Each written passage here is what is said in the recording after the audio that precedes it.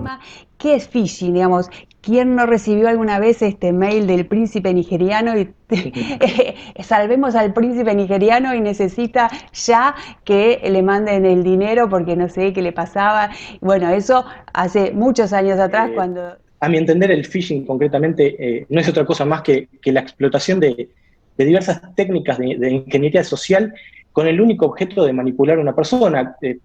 Concretamente, el ciberdelincuente lo que busca es engañar al titular de la información para que éste le entregue sus datos personales, bancarios, financieros, las credenciales de sus servicios, de su correo electrónico, etcétera. El atacante justamente pesca a la víctima mediante suplantación de identidad, mediante la creación de perfiles o sitios falsos, mediante propuestas de grandes oportunidades o avisos urgentes o llamadas de atención urgentes que hacen que la persona buena justamente active o haga algo. Así. ¿Qué tal? Buenas tardes. Bueno, nos encontramos nuevamente en nuestro conversatorio sobre tus derechos y hoy para hablar de phishing. Phishing, una palabra que a algunos les resulta conocida, a otros no, pero ¿qué es en realidad este término que habitualmente escuchamos y quizás desconocemos de qué a qué se está refiriendo? Para eso estamos en comunicación con Christian Miller, que es un abogado especialista en cibercrimen, en derechos informáticos, en todo lo que es delitos digitales. ¿Qué tal, Christian? ¿Cómo estás? ¿Me ¿Qué tal, escuchas? Natalia? Un gusto, muchas gracias por la invitación, ¿eh? No, un placer. Bueno, Cristian trabaja en el Centro de Datos Personales de la Defensoría del Pueblo de la ciudad y bueno, y están en avances permanentes sobre estos temas que son tan interesantes a la hora de los derechos de todos nosotros y saber cómo defenderlos, saber cómo actuar y por supuesto estar atentos a cómo prevenirlos, ¿no? Prevenir este tipo de delitos que están a la orden del día y sobre todo en esta época de pandemia, ¿no es cierto? Tal cual, tal cual. La verdad que lamentablemente en este contexto de cuarentena y de pandemia ha crecido mucho. Realmente el porcentaje de delitos informáticos se multiplicó. Y bueno, la verdad que es importante que la gente sepa de qué se trata, sepa cuidarse y bueno, y que estemos atentos en Internet, básicamente. Claro, y como para introducirnos en el tema, ¿qué es phishing? Digamos, ¿quién no recibió alguna vez este mail del príncipe nigeriano y salvemos al príncipe nigeriano y necesita ya que le manden el dinero porque no sé qué le pasaba? Bueno, eso hace muchos años atrás cuando recién existían los mails y recibíamos esos mails en inglés o en francés, ¿no? Y después se corrió, digamos, la voz que en realidad era una estafa. Pero bueno, ahí empezaron, ¿no? Todas estas cuestiones que hoy en día sigue uno recibiendo ese tipo de mails. Pero si querés contarnos un poquito qué es phishing y cómo fue justamente todo este avance en la historia y hasta la actualidad, qué es lo que está pasando con este término, ¿no? Totalmente, Natalia. Mira, la verdad que cuando escribí phishing en el traductor de Google, el resultado, lo que te devuelve es suplantación de identidad. Y para mí esto no es del todo correcto. La verdad es que por fonética es evidente que viene del término en inglés phishing, que significa pescar, pero este phishing, el que nos convoca hoy, se escribe con PH en lugar de la F, y esto sí tiene que ver con su procedencia. Hay varias teorías al respecto. La más aceptada es que viene del término freaking, que también se escribe con PH, y es la contracción de las palabras phone, teléfono, y freak, obsesionado o loco. Estos locos por los teléfonos fueron una especie de tribu urbana que surgió entre los 60 y los 70 en los Estados Unidos, y bueno, y como su nombre lo indica, se pasaban horas y horas buscando las falencias, las fallas del circuito telefónico. De alguna manera fueron los primeros hackers, si se quiere. En su momento lograron engañar justamente a las compañías telefónicas y hacer llamadas de larga distancia sin que les cobren. Pero bueno, no me quiero ir tan lejos. Eh, a mi entender, el phishing concretamente no es otra cosa más que la explotación de diversas técnicas de ingeniería social con el único objeto de manipular a una persona. concretamente, el ciberdelincuente lo que busca es engañar al titular de la información para que éste le entregue sus datos personales, bancarios, financieros, las credenciales de sus servicios, de su correo electrónico, etcétera. El atacante justamente pesca a la víctima mediante suplantación de identidad, mediante la creación de perfiles o sitios falsos, mediante propuestas de grandes oportunidades o avisos urgentes o llamadas de atención urgentes que hacen que la persona buena justamente active o haga algo. Así contado parece muy simple, pero realmente se trata de una industria mundial que mueve miles de millones de dólares. Así que estamos realmente ante un problema que es de todos los países, de todas las personas que somos usuarios de Internet. Claro. Ahora, ¿esto es un delito en Argentina? O sea, ¿de alguna forma tiene alguna figura penal típica que lo encuadre dentro de un delito? Bueno, a ver, el phishing como tal no está previsto, o sea, no dice en ninguna parte de nuestro código penal la palabra en sí, pero más o menos está cubierto, porque ver, la ley de delitos informáticos agregó en 2008 al fraude informático como un tipo de estafa. Dice el que defraudare a otro mediante cualquier técnica de manipulación informática. El tema acá es que la estafa como tal es un delito contra el patrimonio, por naturaleza es un delito contra el patrimonio, por lo cual para muchos abogados, y yo comparto ese criterio de hecho, para que se configure este tipo de fraude informático necesariamente tendría que existir un perjuicio patrimonial. Y la realidad es que hay muchos casos de phishing en el que no se afecta el patrimonio del titular de los datos, sino que a veces el atacante lo que busca simplemente es apropiarse de una cuenta de Instagram, de Netflix, para después comercializarla en la dark web, por ejemplo. Entonces, como tipo penal, a mi criterio, por lo menos abarca solamente una parte de lo que es el phishing. Paralelamente, además, existen proyectos de ley para castigar, por ejemplo, la suplantación de identidad. De hecho, en la Ciudad de Buenos Aires está legislada la suplantación de identidad digital como contravención. A nivel local solamente se persigue al que utiliza la imagen o los datos personales de otro para crear una identidad falsa, pero la sensación que tengo es que a nivel nacional todavía nos debemos ese debate legislativo que profundice este tema. Me da la sensación que lo que hoy tenemos se queda un poco corto con lo que es en la realidad. Claro, claro. Es decir, para vos la diferencia entre suplantación de identidad y phishing, digamos, concretamente, ¿cuál sería? Que el phishing es mucho más amplio, digamos. Bueno, a ver, en realidad, un poco como lo veníamos desarrollando, a mi entender, ni todos los casos de suplantación de identidad son phishing, ni todos los casos de phishing son mediante suplantación de identidad. A ver, sin lugar a dudas, la mayoría de los casos, en la mayoría de los casos coinciden, en la mayoría de los casos confluyen, pero existen también situaciones en las que el delincuente suplanta la identidad de alguien con el solo objeto de perjudicarlo o de cometer otro delito posterior. Sin ir más lejos, hace muy poco tuvimos en el Centro de Protección de Datos el caso de un jugador de fútbol, le crearon perfiles en redes sociales y hasta una nueva cuenta de WhatsApp con su foto, su nombre, era realmente muy bien armado y desde ahí acosaban a mujeres. Y la verdad que le generó un perjuicio, no necesariamente patrimonial, sino más que nada en su prestigio. Y por otra parte también tenemos los casos de phishing en el que no necesariamente hay una suplantación de identidad. Hay perfiles falsos de personas que en realidad no existen, y si hablamos de suplantación de identidad en su definición más restrictiva, el perfil de una persona que realmente no existe, ahí como que no terminaría de encajar en lo que es la suplantación de identidad. También casos en los que el anzuelo es en realidad una oferta o un producto imperdible que uno se ve tentado a consumir, y ahí no es falso la identidad, sino lo que es falso es justamente el producto o la oferta. Y en definitiva lo único que buscan es obtener nuestro número de tarjeta de crédito, nuestros datos personales.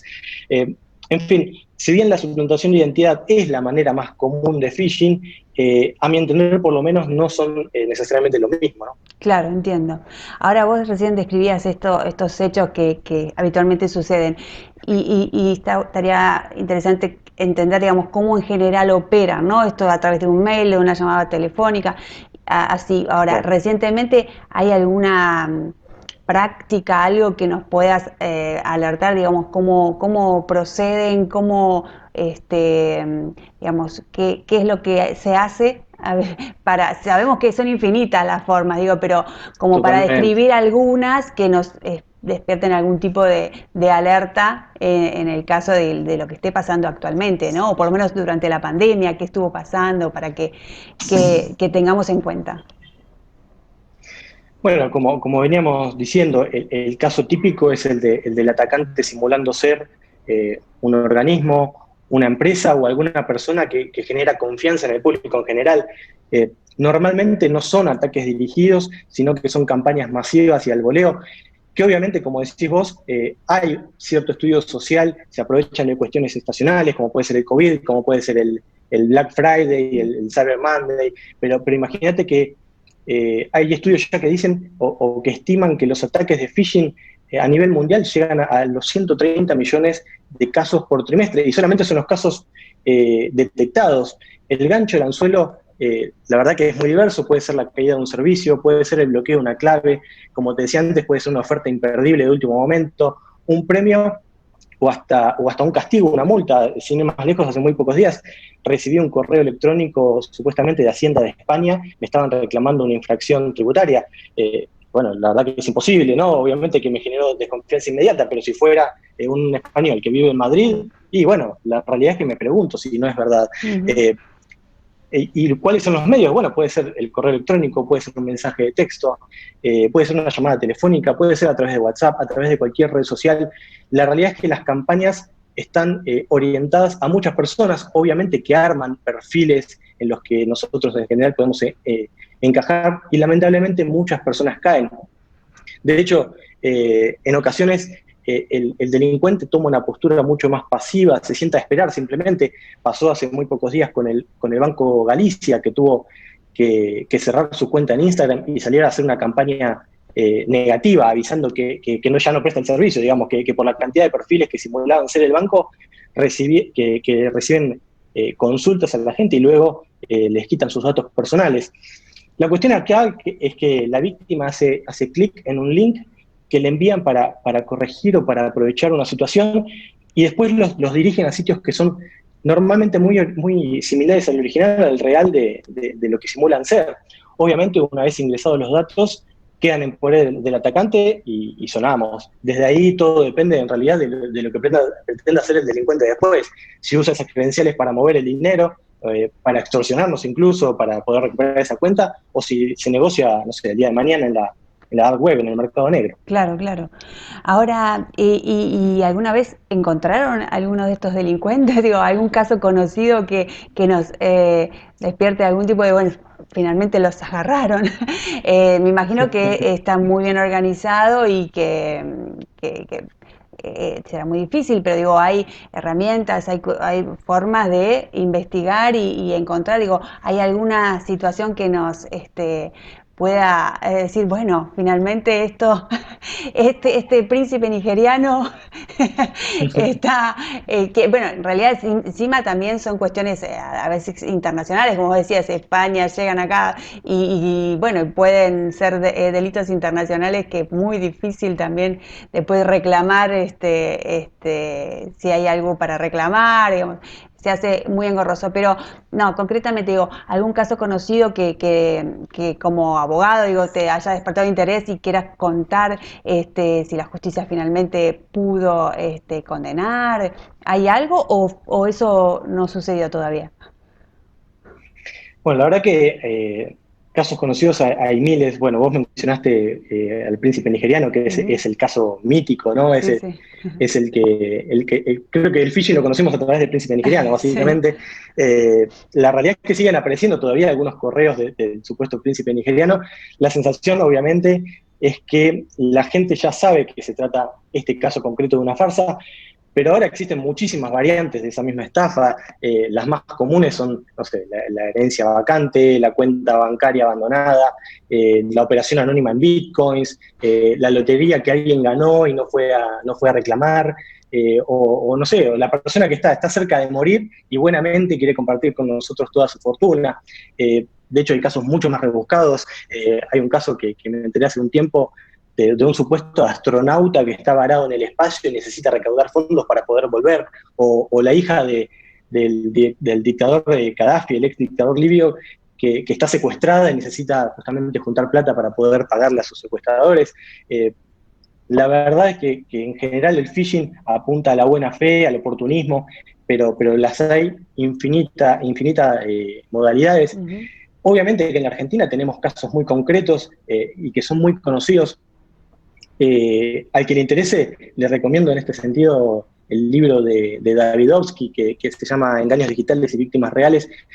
Es una especie de relatos salvajes del cibercrimen. Hay Ujú. casos de todo tipo, pero cuenta realmente muy acabadamente, con muchos detalles, 9 o 10 casos que sucedieron concretamente en nuestro país. Particularmente hay dos casos que si bien yo ya los conocía, cuando leí los detalles en el libro me impactaron mucho. El primero de ellos es el de la Gorra Leaks. Fue realmente muy conocido, apareció en todos los medios, es reciente de hecho. Eh, Concretamente el caso afectó a la prefectura, a la Policía Federal y hasta el Ministerio de Defensa. Obviamente, este caso particular no se trató de, como decía antes, de un ataque masivo ni al voleo, sino que hubo algo más de trabajo fino por parte de la organización, aunque tampoco demasiado trabajo, porque en realidad todo empezó con un simple correo electrónico que supuestamente provenía de la obra social de la policía. Eh, Había un link que varios oficiales de la fuerza ingresaron y entregaron contraseñas con las cuales llegaron a servidores que tenían cerca de, no sé, de 700 gigas de información interna. De hecho, el mismo caso llegó hasta la ministra de Seguridad en su momento, Patricia Bullrich, con un supuesto correo electrónico del embajador de Bolivia. Lograron obtener de ella sus contraseñas del correo y a través de las contraseñas del correo pudieron ingresar a su Twitter, postear en su nombre y todo. Entonces, como ves acá, lo que te decía hace un ratito, la realidad es que no todos los casos de phishing implican un daño patrimonial. En este caso es un daño directamente al prestigio de las fuerzas, directamente al prestigio de las autoridades, por lo cual el phishing puede derivar en muchísimos tipos de delitos. Y bueno, y el segundo caso que siempre cuento, que siempre me viene a la mente, es el caso del falso anuncio del Banco Provincia, porque realmente tocó a gente muy conocida. Hubo mucha plata de por medio mediante una publicidad de Google. Viste que cuando vos ponés, no sé, Banco Provincia en el buscador, los primeros resultados por lo general son la publicidad. Ujú. Bueno, uno de estos primeros resultados, que son pagos, de hecho, simulaban ser el banco y linkeaban a un sitio que si bien era muy parecido al original, no lo era. Ahí las víctimas cargaban sus datos de logueo al banco y los delincuentes lo que hacían de inmediato, apenas obtenían las credenciales, era ingresar y hacer varias transferencias de montos relativamente bajos, lo que hacía que la víctima tarde un poco en detectarlo. El tema es que llegaron a engañar incluso a responsables de distintos municipios, se robaron plata de municipios de la provincia, les quitaron realmente mucho dinero. Así que lamentablemente hay muchos casos y las modalidades, como te decía recién, son casi infinitas. Ujú. Si pudieron atrapar a la gente, tengo entendido que en el primer caso que les conté no, pero en Ujú. el segundo caso llegaron algunas personas y de hecho hay algunas personas encarceladas. Pero bueno, es muy difícil, se trata de una modalidad que realmente utiliza muchas herramientas como para que justamente no lleguen a ellos. Claro, claro, claro. Y sí, y aparte es todo muy novedoso y es el factor sorpresa y hay muchos factores Tal cual. que, que también ahí están a la orden del día. Y yo creo que cuando te escuchaba digo, bueno, es el cuento del tío en la versión digital, ¿no? Porque digo, ¿quién no? Totalmente. Eh, y la verdad que en general uno cae. Tenés que estar muy preparado, por eso la idea de conversar con vos, esto de decir, bueno, cuáles son las señales de alerta o alarma que a mí me pueden despertar cierta sospecha y trataré de no avanzar en esto porque la verdad que no creo que esto sea muy confiable. Entonces, si querés, podríamos hablar de esto, ¿no? De cómo identificar que esto puede llegar a ser un ataque de phishing. O sea, en algún punto, ¿qué señales, qué cuestiones me pueden dar a mí cierta sospecha? Bueno, la verdad es que los expertos coinciden en que el phishing afecta directamente al eslabón más débil de toda la cadena de la seguridad de la información. Los prestadores de servicios pueden tomar las medidas más fuertes y desarrollar los sistemas más impenetrables. Si bien, entre paréntesis, no existen estos sistemas impenetrables y muchas empresas son atacadas y pierden información, pero el phishing concretamente ataca al eslabón humano, a la tentación, al error propio del hombre. La realidad es que si el usuario no presta atención en lo que está haciendo, todo esfuerzo es inútil. Y bueno, y a mi entender, en relación a lo que me preguntás, mi sensación es que debemos tener recaudos tanto pasivos como activos. Por lo menos yo en el primer grupo hago mucho hincapié en las claves que tenemos que usar. Lo recomendable siempre es utilizar más de 10 caracteres, no utilizar datos personales ni datos conocidos como una fecha de cumpleaños o el nombre de nuestro perro, no utilizar palabras muy conocidas. Hace muy poco salió también un ranking de las contraseñas más usadas en el mundo y uno de los primeros puestos es la palabra contraseña. O sea, es realmente inaudito que la gente ponga 1, 2, 3, 4, 5 como para entrar a un sistema, pero lo hay y pasa, y realmente según el ranking este que te cuento, tardan 10 segundos en adivinar esa clave. Entonces, es la diferencia entre tener la puerta de nuestra casa abierta o cerrada, básicamente. Y acá quiero ser muy concreto en algo puntual. Es muy importante no usar la misma clave para todo, porque si caemos en un caso de phishing, caemos en todo. Si nos roban una clave, nos roban todas. Hace muy poco se supo que en la dark web, en la internet oscura, profunda, había un listado de 500.000 de claves de Spotify. Y no es que habían robado todas esas claves ni que se habían metido en la base de datos de Spotify, sino que tomaron claves robadas de otros servicios y las probaron en el servicio de música y tuvieron éxito. Consiguieron 500.000 de contraseñas de esa manera. Es muy importante tomar en serio el momento de generar la clave. Obviamente que uno está emocionado por usar un servicio, quiere ingresar cuanto antes y la clave termina siendo un problema o un fastidio. Pero es muy importante. Es esa diferencia entre dejar todo a la vista o no. Y esto me lleva al segundo grupo de cuidados que a mi criterio debemos tener y que sin dudas es tan importante como el primero, y consiste básicamente en la atención activa, en el uso consciente de Internet, en el desarrollo, si querés, de cierta percepción del riesgo. No digo que uno deba ir asustado a prender la computadora, ni que tenga miedo con cada cosa que hace Internet, pero sí teniendo en cuenta que lo que hacemos en Internet, de hecho, en Internet, como en todos lados, hay gente mala, hay gente que quiere dañar a otros, que quiere aprovecharse de otros. Entonces, si recibís un link por mensaje o correo electrónico, no ingreses directamente. Si te genera cierta duda, no ingreses tus datos. Por más que la comunicación diga que es urgente, que solo así recuperás tu cuenta de Netflix o de Spotify, abrí otra pestaña, tipea el sitio original y fíjate si podés entrar. Ahí vas a detectar inmediatamente que la comunicación es falsa. Una práctica que me resulta mucho, por lo menos a mí, es revisar quién es el remitente del correo electrónico, cuál es el dominio de esa cuenta que nos está escribiendo. Si es apple.com, podría ser cierta, pero si es apple-correo-nube.com, seguramente no lo sea. Otro indicio es que la comunicación no utilice mi nombre, sino que sea algo genérico, que dirija a un supuesto usuario, o directamente no dice nada y tiene faltas de ortografía. Sin lugar a dudas se trata de una campaña masiva, una campaña de phishing. Concretamente, el mensaje que quiero transmitirles a tus oyentes es: mira por dónde andás, fíjate el sitio, presta atención a los detalles, ten en cuenta que no todo el mundo es quien dice ser en Internet. O dicho de otra manera, cuando la limosna es grande, hasta el santo desconfía.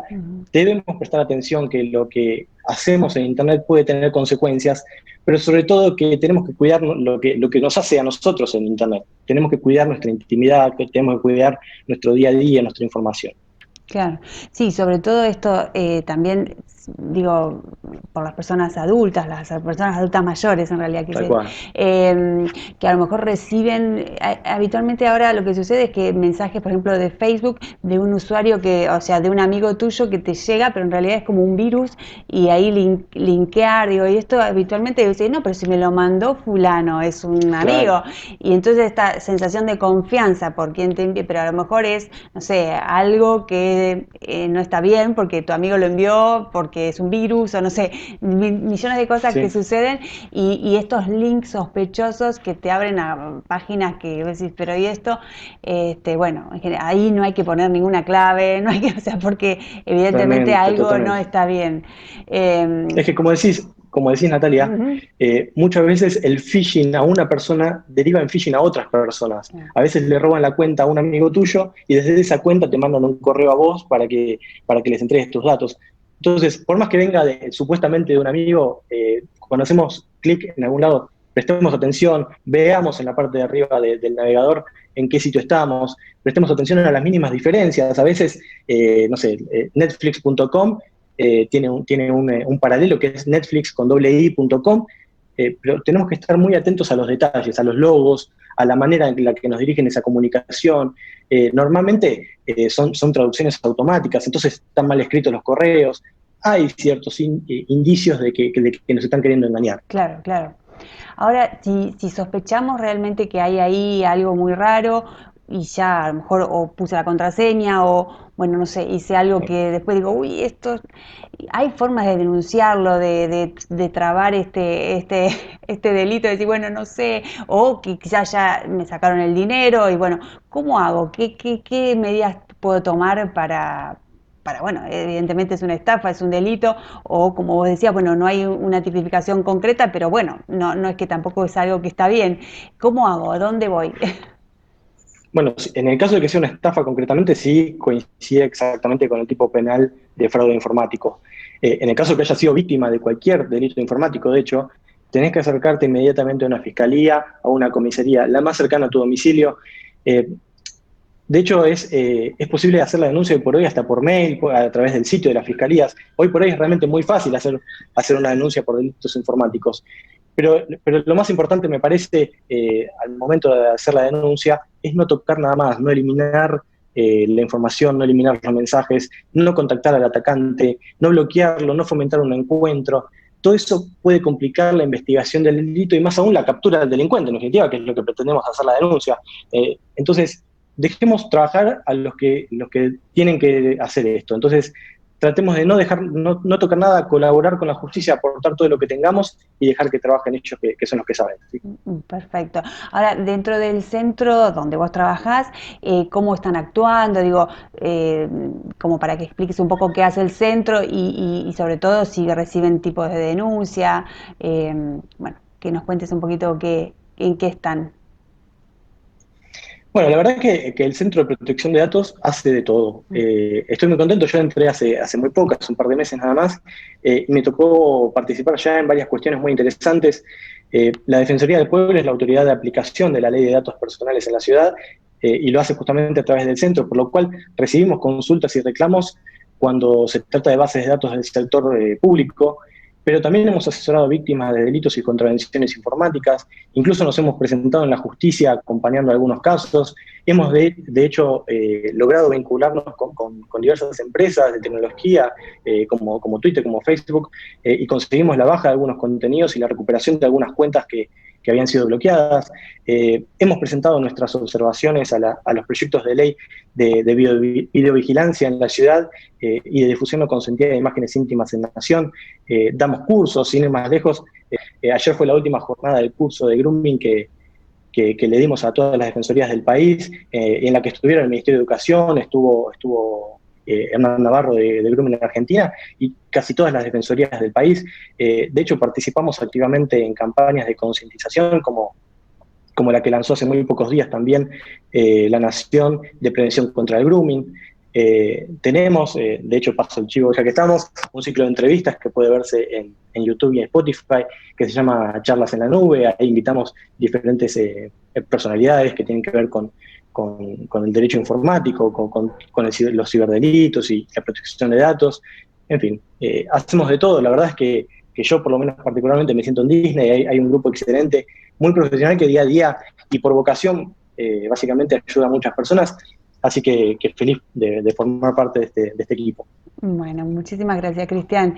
Y bueno, esperemos entonces que haya quedado claro. Creo que en principio la idea era justamente trabajar en esto, ¿no? En el sentido de las alertas, de las señales, de estar estas precauciones que debemos tener en el momento de recibir algo y que nos llame la atención, que no sea algo, sí, es fulano. No, hay algo que nos tiene que hacer un poco de ruido y ahí es donde tenemos, nosotros por lo menos como comunicadores que somos en este momento, el objetivo es ¿no? De transmitir esta preocupación que está pasando, que es algo que sí existe, es esta figura que describimos, pero bueno, que si tenemos precaución, no nos va a pasar nada y podemos comprar, podemos vender, podemos navegar tranquilos por la red y está buenísimo que eso pase, pero tenemos que aprender cómo ser buenos usuarios de la red para que esto, digamos, de alguna forma no avance. Así que esa era la idea de nuestra conversación de hoy. Bueno, muy agradecido. No sé si te quedó algo por decir, pero bueno, la idea era esto básicamente. No, no, gracias a vos, Natalia, fue un gusto la charla, la verdad que estos temas me apasionan, así que disfruté mucho el encuentro. Qué decirles, y nada, reiterar un poco lo que decías vos.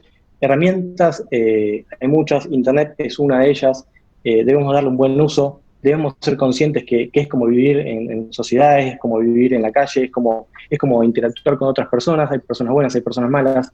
Debemos ser conscientes de que pueden pasar cosas. No necesariamente ir con miedo, no es lo que quiero transmitir, no tengan miedo de utilizar Internet, al contrario, exploten todo lo que puedan, las herramientas que nos brinda justamente Internet, pero tengan cierta percepción de que algo puede pasar, tengamos los cuidados. Uno no va por la calle gritando no sé, sus contraseñas, su número de tarjeta de crédito. Bueno, tampoco lo hagamos en Internet, ¿no? O sea, tengamos cuidados básicos que hacen, me parece, al día a día de nuestra seguridad personal, básicamente. Seguro, seguro. Bueno, muchísimas gracias, Cristian, nuevamente y bueno, esperemos seguir Gracias. conversando en otros temas más adelante. Un placer. Nos vemos. Muchas gracias. Hasta luego. Hasta luego. Bueno, muchas gracias por la participación y bueno, nos esperamos nuevamente en un nuevo conversatorio. Hasta luego, buenas tardes.